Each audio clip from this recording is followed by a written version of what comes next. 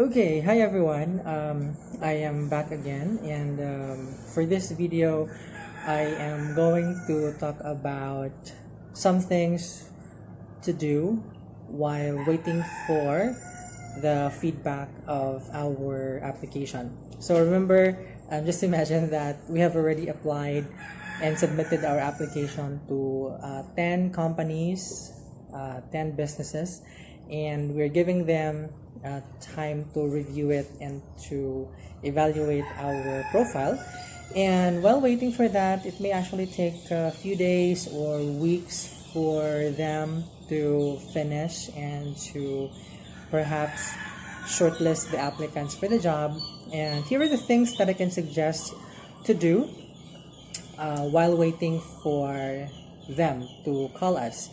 Aside from probably helping our parents, our mother in our household chores, maybe we have a small business at home, or maybe we are also, babysitting our our kids in the house, and other things that you are busy. Aside from the rides, aside from how do you call that? Cycling and other hobbies that you are passionate for.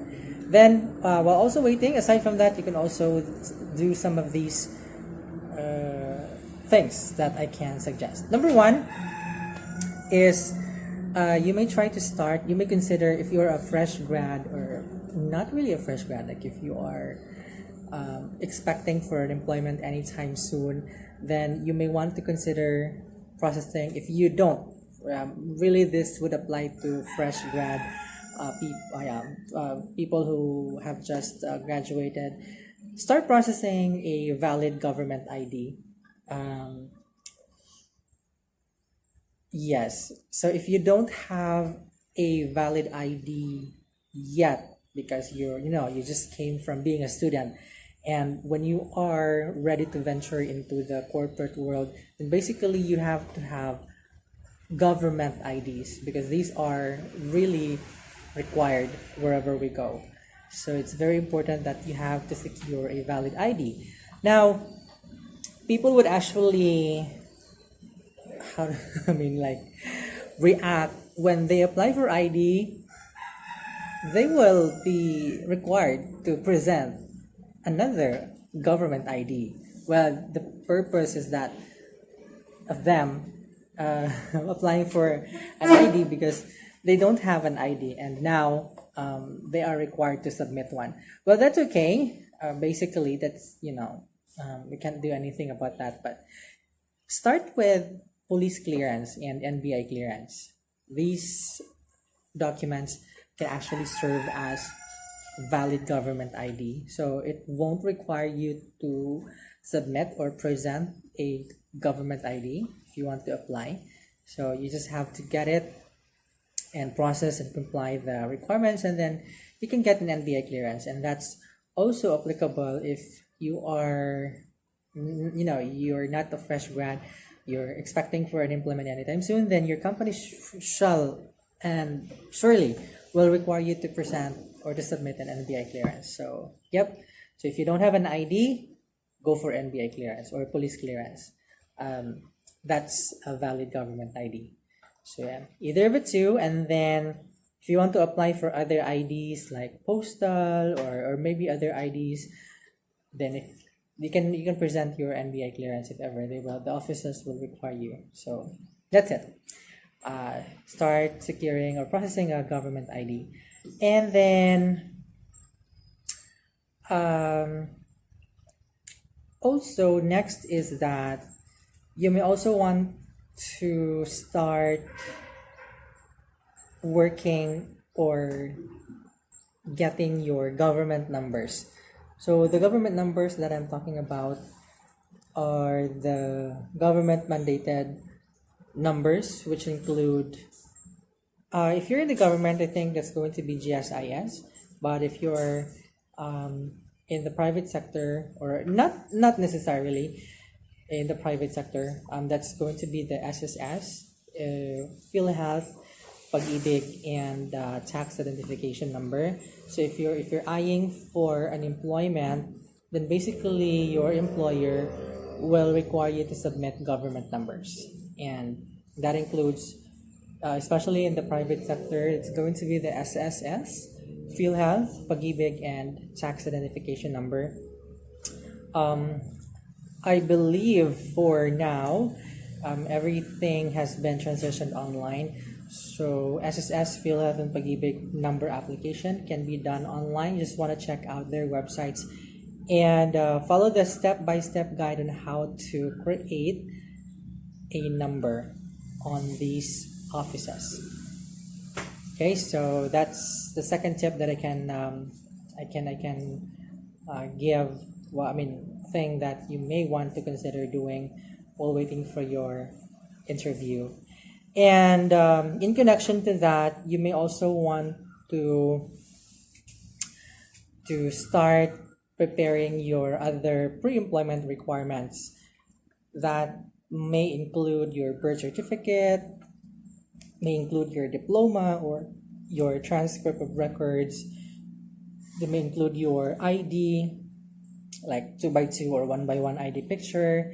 So you may want to also start compiling and securing those requirements so that you are already prepared.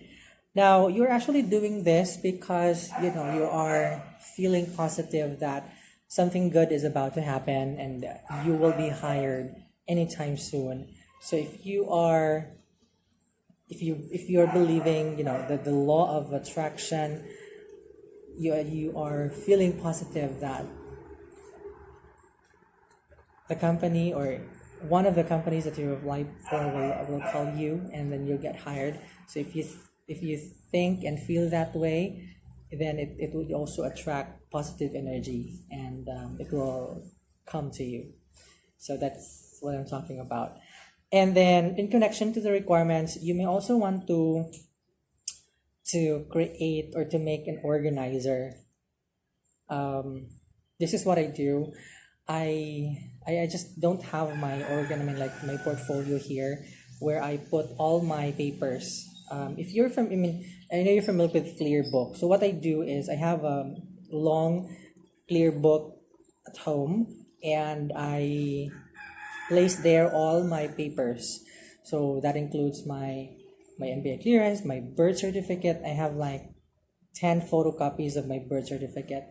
And then my TUR, I also have like 10 photocopies of my TUR. Papers for my resume, my application letters. I have also in there my contracts. I also have there my photocopy of my government IDs.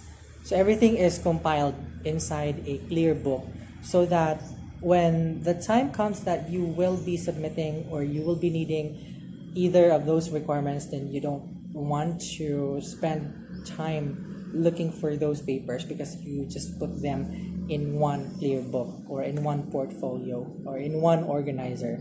So you keep that way so that your pictures, you put in there your application letter, your resume, you place it all inside one Clearbook. I'm using long because there may be documents which are short, A4, and long or legal, then it would fit inside the long Clearbook. So that's another tip also or thing that you can work on while waiting for your interview. So I guess I am done with the things that I can suggest aside from doing your hobbies and the things that you like, cooking, and then all other hobbies and crafts that you are passionate about. Then you may also want to check these tips or things that I can suggest for you. So while your future employer is still reviewing your application, you have also ample time or enough time to gather your papers. So by the time that you are hired, then you can already submit your requirements ahead of time. And it may not delay your employment further because you're already prepared and you have already prepared for it. So